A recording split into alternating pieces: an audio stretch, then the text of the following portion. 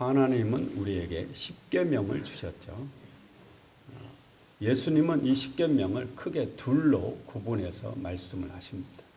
하나님 사랑, 이웃 사랑. 마태복음 22장 37절에 예수께서 이르시되 내 마음을 다하고 목숨을 다하고 뜻을 다하여 주 너의 하나님을 사랑하라 하셨으니 이것이 크고 첫째 되는 계명이요 둘째도 그와 같으니 내 이웃을 내 자신과 같이 사랑하라 하셨으니 이 두 계명이 온 율법과 선지자의 강령이니라. 성경의 모든 말씀은 십계명으로 요약이 되고 십계명은 또 둘로 요약이 되는데 하나님의 사랑과 이웃 사랑으로 요약된다. 그리고 요한복음 13장에 가면 예수님께서 이 계명을 새 계명으로 우리에게 주시는데 서로 사랑하라 이 계명으로 주시는 거죠. 그러므로 모든 성경의 요약은 사랑이죠. 하나님의 사랑이 되시지 하나님의 우리에게 주시는 계명도 사랑하며 살면 모든 성경 말씀을 다 이루었다. 그렇게 말씀하고 있는 겁니다. 십계명 중에 1에서 4계명은 하나님께로 향한 계명이고 5에서 10계명까지는 이웃을 향한 계명이에요. 그런데 이웃을 향한 첫 번째 계명이 뭐냐? 부모님을 사랑하라. 부모님을 공경하라. 부모님께 효도하라. 부모 공경이 이웃을 향한 첫 번째 계명입니다. 내 부모를 공경하라. 그리하면 내 하나님 여호와가 내게 준 땅에서 내 생명이 길리라. 내 부모를 공경하라. 여기서 공경하다 히브리어 카바드라는 단어를 쓰는데요. 무겁다 그런 뜻을 가지고 있습니다. 무겁다. 이것이 인간의 신체에서는 간을 카바드라고 그래요. 우리 몸 안에 있는 장기 중에 가장 무거운 게 간이라고 그래요. 그래서 무겁다. 이게 카바드라는 단어인데 이 카바드는 또 다른 뜻이 인간의 장기 속에 있는 간을. 그런데 이 장기 중에 가장 중요한 게 또 간이라고 그래요. 내 부모를 공경하라. 이 말은 내 부모를 무겁게 여기라. 무겁게 여기라. 부모님 말씀을 무겁게 여기라. 부모님을 가볍게, 너의 어미를 가볍게 여기지 마라. 늙은 어미를 가볍게 여기지 마라. 어머니가 연세가 많아지시면 좀 아들이 이렇게 좀 가볍게 여기는, 소홀히 여기는 수 있잖아요. 그렇게 하지 말라는 거죠. 무겁게 여기라. 부모님 말씀을 무겁게 흘려듣지 말고 부모님 하시는 말씀 무겁게 듣고 순종하라. 내 부모에게 순종하라. 그런 말씀. 부모를 공경하는 것이 뭐냐? 어떻게 하는 것이 효도냐? 오늘 교동문에 참 잘 되어 있어요. 오늘 교동문. 부모를 공경하는 게 무엇인가? 아버지의 훈계를 들으라. 부모님 말씀을 순종하는 것, 부모님을 즐겁게 하여 드리는 것, 부모님을 늘 기쁘시게 해 드리는 것, 이게 바로 효도다라는 겁니다. 믿음도 마찬가지죠. 좋은 믿음이 어떤 믿음이냐? 하나님의 말씀에 순종하는 것, 하나님이 기뻐하는 그런 삶을 사는 것, 이게 바로 좋은 믿음이다라는 거죠. 하나님이 기뻐하시는 삶, 하나님 말씀대로 사는 삶, 그런 삶을 사는 사람이 믿음이 큰 사람이에요. 기도하면 병 낫고 방언하고 통역하고 통변하고 이분들도 믿음이 있는 사람들입니다. 그러나 그것보다 더 하나님 말씀에 순종하고 하나님을 기쁘시게 하는 삶을 사는 그 사람이 믿음이 큰 사람입니다. 그런 믿음의 큰 사람 되시기를 예수 이름으로 축원합니다. 내 부모를 공경하라. 그리하면 내 하나님 여호와가 내게 준 땅에서 내 생명이 길리라. 출애굽기 20장 12절이에요. 약속이 붙어 있어요. 내 부모를 공경하면 사도 바울은 이 출애굽기 20장 12절 이 말씀을 가지고 이렇게 말씀하죠. 에베소 6장 1절에 자녀들아 주 안에서 너희 부모에게 순종하라. 이것이 옳으니라. 내 아버지와 어머니를 공경하라. 이것은 약속이 있는 첫 계명이니 이로써 네가 잘되고 땅에서 장수하리라. 너희 부모에게 효도하면 너를 땅에서 잘되게 해주겠다. 너에게 건강하게 오래 사는 복을 주겠다. 하나님이 그렇게 약속하고 있는 거죠. 성경에 나오는 인물들 가운데 효자, 효녀, 효부는 다 복을 받았어요. 성경의 인물 중에 어버이날의 단골 누구예요? 효부 룻이죠. 효부 룻이. 룻은 모압 여인입니다. 모압 사람은 하나님께 저주를 받은 민족이에요. 신명기 23장 3절에 하나님이 암몬 사람과 모압 사람은 여호와의 총회에 들어오지 못하리니 그들에게 속한 자는 10대뿐 아니라 영원히 여호와의 총회에 들어오지 못하리라. 암몬 사람과 모압 사람은 영원히 여호와의 총회에 하나님의 백성 될 수 없다라는 거예요. 영원히 하나님의 백성 될 수 없다. 그러니 얼마나 무서운 저주예요. 에서의 후손인 에돔 사람이나 심지어 애굽 사람도 하나님의 백성이 될 수 있었어요. 신명기 23장 7절에 너는 에돔 사람을 미워하지 말라. 그는 내 형제 이민이라. 애굽 사람을 미워하지 말라. 내가 그의 땅에서 객이 되었음이니라.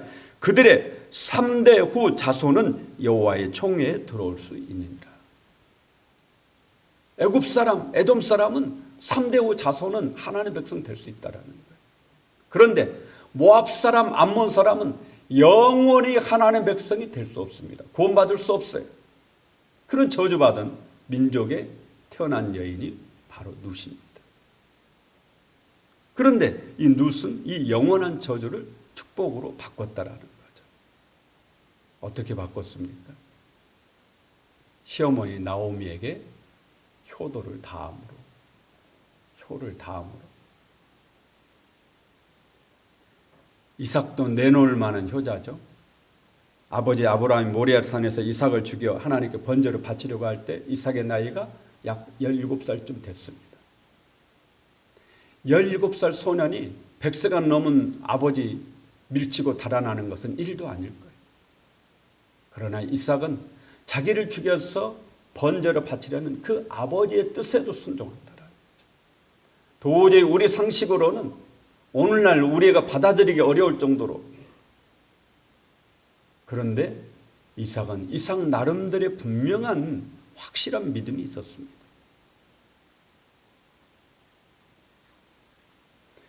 이런 효자 이삭이기 때문에 이삭은 아브라함, 이삭, 야곱, 요셉 이 네 분의 족장 중에서 가장 장수하신 분이 이삭이에요. 180살을 사셨죠. 내 부모를 공경하면 땅에서 잘되고 장수하리라 약속의 말씀 그대로 되었습니다. 이삭은 나이 들어서 눈이 좀 흐린 것 외에는 몸에 건강 이상이 없죠. 오늘 야곱은 병들었다 그러잖아요. 병들어 죽어요. 이삭은 또 하는 일마다 잘 돼요. 창세기 26장 12절에 이삭이 그 땅에서 농사하여 그의 100배나 얻었고 여호와께서 복을 주심으로 그 사람이 창대하고 왕성하여 마침내 거부가 되어. 누가 복을 주셨다고 그래요? 여호와께서 복을 주어. 그 사람이 창대하고 왕성하여 마침내 거부가 되어. 그 땅에서. 성경 말씀 그대로예요. 저는 여기 오늘 효자 요셉에 대해서 여러분에게 말씀을 드리려고 해요. 요셉도 효자 중에 효자예요. 성경을 읽어보면 요셉이 참 효자입니다. 야곱에게는 아들이 12이 있었는데 그 중에 가장 예뻐한 아들이 요셉이에요. 그래서 우리는 보통 생각하기를 라헬의 아들이니까 예뻐했다 이렇게 생각하지만 그것만이 다겠습니까? 분명히 예뻐할 만한 구석이 있으니까 예뻐한 거죠. 아버지하고 자꾸 시간을 함께 보내고 자꾸 대화를 하다 보니까 자연스럽게 형들에 대한 얘기를 하게 돼서 형들에 대한 미움을 또 한 몸에 받죠. 요셉. 아버지는 너무 예쁘니까 요셉에게만 채색 옷을 입혔다. 그렇게 성경 얘기합니다. 늘 아버지와 가까이 하고 늘 아버지 말씀에 순종하고 아버지에게 기쁨을 주는 그런 아들이었습니다. 어느 날 아버지 야곱이 요셉에게 세겜에서 형들이 양을 치고 있는데 형들에게 한번 가서 보고 와라. 요셉이 그 즉시 아버지 말씀대로 순종합니다. 형들을 찾아서 세겜을 가는 거예요. 그런데 세겜에 가서 보니까 형들이 없는 거예요. 떠나고 없어요. 다른 데로 가버린 거예요. 그래서 여기저기 막 찾아다닙니다. 막 방황하는 거예요. 어디가 있는지 찾느라고 방황하는데 어떤 사람을 만났어요. 근데 그 사람들이 너의 형들이 보니까 하는 말이 도단으로 간다고 하더라. 세겜에서 도단까지는 30km가 넘습니다.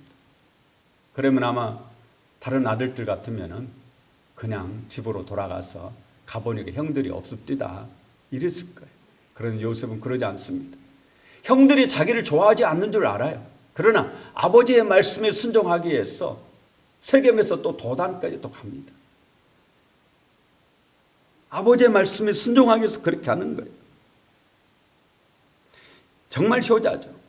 애굽의 총리가 되어서 형들을 만났을 때도 얼마나 복수하고 싶겠어요. 얼마나 미웠겠어요. 그런데 믿음으로 용서하기도 했지만 사실은 아버지의 마음을 편하게 해드리기 위해서. 만약에 요셉이 형들이 복수했다고 해보세요. 그러면 아버지 야곱의 마음은 얼마나 찢어지게 아프겠어요. 정말 효자죠. 오늘 말씀 1절에도 2일 후에 어떤 사람이 요셉에게 말하기를 내 아버지가 병들었다 하므로 그가 곧 두 아들 므낫세와 에브라임과 함께 이르니 2일 후는 47장에 나오는 사건 후입니다. 47장에 보면은 야곱이 자기가 죽을 날이 가까웠다는 것을 알게 돼요. 그래서 요셉을 부릅니다. 그러면서 요셉에게 유언을 남겨요. 유언을. 맹세를 하게 합니다. 너는 내가 죽으면 여기 애굽 땅에 나를 묻지 말고 장사하지 말고 내 고향 가나안 땅에 묻어달라. 그렇게 유언을 하는 겁니다. 유언을. 그리고 나서 요셉이 자기 집으로 다시 돌아와서 총리로서 직문을 보고 있는데 아버지가 아프시다, 병드셨다. 이 얘기가 들리는 거예요. 오늘 성경에 보면 곧 즉시 그 얘기를 듣자마자 요셉이 두 아들 데리고 아버지를 찾아가는 겁니다. 이게 효자의 전형적인 모습이죠. 효자는 어쨌든 부모님을 자주 찾아뵙는 그 사람이 효자예요. 저는 늘 그렇게 생각해요. 잘 모시든 못 모시든 어쨌든 부모님 모신 자녀가 최고의 효자다. 사실 모시고 살다 보면 안 좋은 얘기 많이 나오거든요. 또 부모님도 모시고 사는 자녀를 며느리 별로 이렇게 칭찬 잘 안 하거든요. 오랜만에 서울에서 온 며느리, 이런 며느리 칭찬하지 평생 함께 모시고 산 며느리 좋다고 안 한다고. 그러나 사실은 그렇지 않습니다. 어쨌든 모시고 사는 자녀가 정말 효자죠. 자주 찾아뵙는 그분이 가장 자녀 중에 효자예요.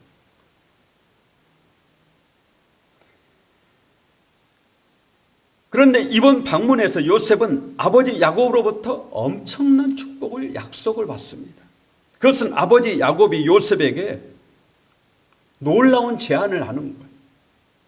네가 애굽에서 낳은 두 아들, 그 두 아들을 내가 양자로 삼겠다라는 거예요. 오늘 본문의 말씀은 그 얘기거든요. 네가 애굽에서 낳은 두 아들은 나의 아들이다. 그 이후부터 너희가 낳은 아들이 너의 아들이 될 거다. 쉽게 말하면 야곱은 손자를 양자로 삼겠다라는 거예요. 양자로. 그래서 이스라엘 12지파를 이루는 데 있어서 한 지파씩을 이루도록 그런 복을 주겠다라는 겁니다. 실제로 이후에 보면은 이스라엘 12지파의 야곱의 두 아들인 에브라임과 므낫세가, 그래서 요셉의 두 아들 에브라임과 므낫세가 차지하게 되죠. 그러므로 요셉은 다른 형제에 비해서 갑절의 복을 받았습니다. 두 개 지파를 차지하게 돼요. 효자가 받는 복이죠. 그리고 이 에브라임 지파, 요셉의 아들인 이 에브라임 지파는 북이스라엘의 대표적인 지파가 돼요. 제가 나중에 이 요셉의 축복에 대해서 다음 주에 좀 더 자세히 설교를 하려고 그러는데, 이 요셉의 복은 정말 놀라운 복이에요.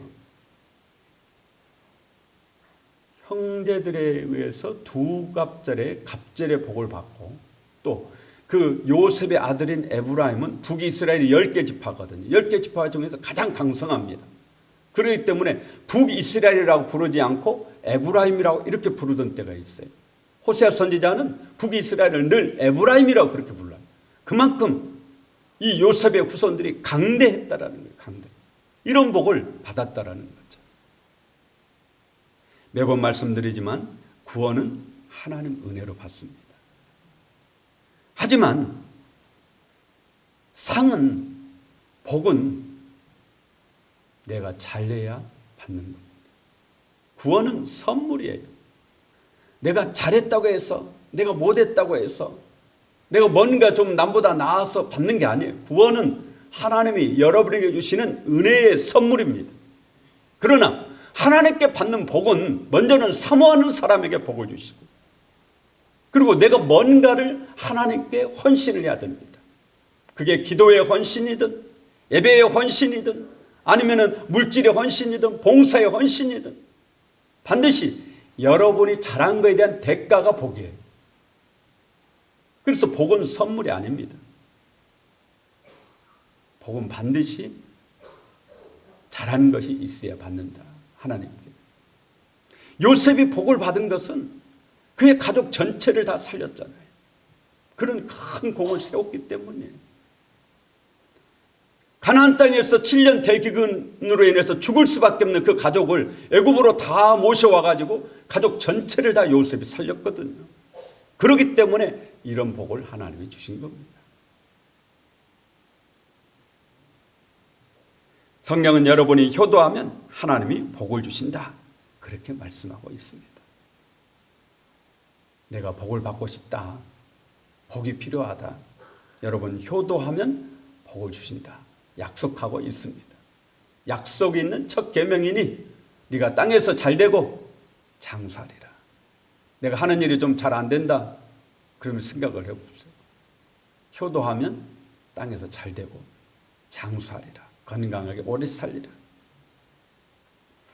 조선시대 한 효자가 나이 많은 어머니를 모시고 살았습니다. 그런데 어느 날 임금님이 지나가신다라는 얘기가 들리는 거예요. 이 어머니가 내가 죽기 전에 임금님 한 번만 보고 싶다. 그런데 당신 발로 못 걸어가시는 거죠. 그래서 이 효자 아들이 어머니를 업고 임금님 지나가신 데까지 와서 먼 발치에서 임금님을 보여드립니다. 임금님이 행차다 보니까 웬 젊은 남자가 늙은 어머니를 업고 등에 업고 있거든요. 그래서 누구냐고 신하에게 물으니까 신하들도 다 아는 장안에서 소문난 효자다. 그래서 온 백성이 다 알고 있는 효자입니다.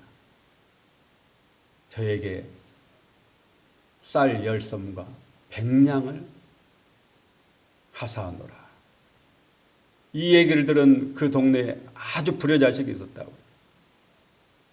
효도는 저리 가고 이 상이 탐이 나가지고 다음에 또 임금님 행차하신다고 그러니까 어머니가 보고 싶다고 안 하는데 억지로 들쳐매고 어머니를 들쳐매고 나왔단 말이에요. 그래서 이렇게 서 있는데 임금님이 또 묻는 거예요. 신하에게. 저 젊은 남자가 누구냐. 그러니까 신하들도 다 아는 거예요. 아주 불효자식이라는 거죠. 그러니까 이 신하가 그러는 거예요. 온 동네방네에 소문난 아주 나쁜 놈입니다. 불효자식입니다. 그러냐? 역시 쌀 10섬과 100냥을 하사한다.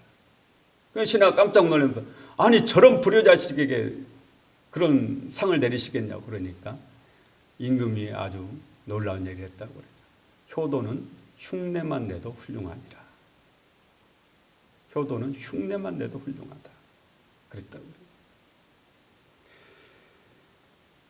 에베소 6장 1절 3절에 자녀들아 주 안에서 너희 부모에게 순종하라. 이것이 옳으니라. 내 아버지와 어머니를 공경하라. 이것은 약속이 있는 첫 계명이니 이로써 내가 잘되고 땅에서 장수하리라.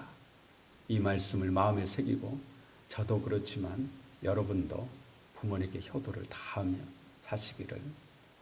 우리는 두 부모님을 모시고 있습니다. 한 분은 하늘에 계신 아버지를 모시고 있고 한 분은 이 땅에 계시는 어머니 아버지를 모시고 있죠. 하나님 아버지께도 효도를 다하면 복을 받을 것이고 육신의 아버지 어머니에게도 효도를 다하시면 오늘 하나님의 약속의 말씀이거든. 약속대로 땅에서 잘되고 장수하는 복이 있을 겁니다. 때로는 하기 싫을 수도 있습니다. 관계가 별로 안 좋으셔서. 그러나 억지로라도 하면 하나님께서 은혜와 복을 주실 줄로 믿습니다.